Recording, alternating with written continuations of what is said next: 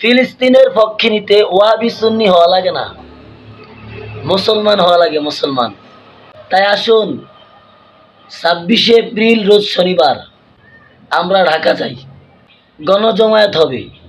নারায়ে তাকবীর, আল্লাহু আকবার, নারায়ে রিসালাত ইয়া রাসূলুল্লাহ সাল্লাল্লাহু আলাইহি সাল্লামের ধ্বনিতে পুরো ঢাকা শহর মুখরিত হবে।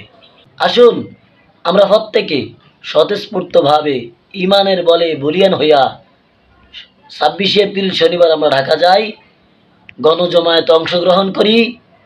নাস্তিক বেঈমানরা দেখুক যে মুসলমান